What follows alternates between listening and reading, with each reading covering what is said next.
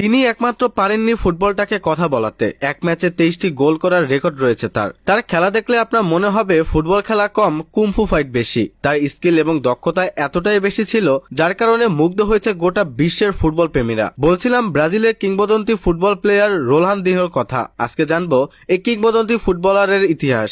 Ronaldinho নামটি শোনেননি এমন ফুটবল প্রেমী খুঁজে পাওয়া দুষ্কর। সর্বকালের সেরা ড্রিবলার, অন্যতম সেরা এই ফুটবলার তার ক্যারিয়ারে প্রায় সবকিছুই জিতেছেন, কিন্তু জিততে পারতেন আরো অনেক কিছু। হতে পারতেন ইতিহাসের সেরাদের সেরা। বিখ্যাত ফুটবলার ম্যারাডোনা বলেছিলেন রোনালদিনহো একমাত্র ফুটবলার যিনি পারেননি একমাত্র ফুটবলটাকে কথা বলিয়ে ছাড়তে।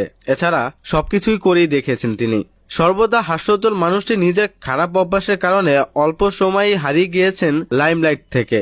সর্বশেষ 2020 সালে যেতে হয়েছে প্যারাগুয়ান জেলেও। আজ বলছি রোনালদিনহো গাউচেকে নিয়ে।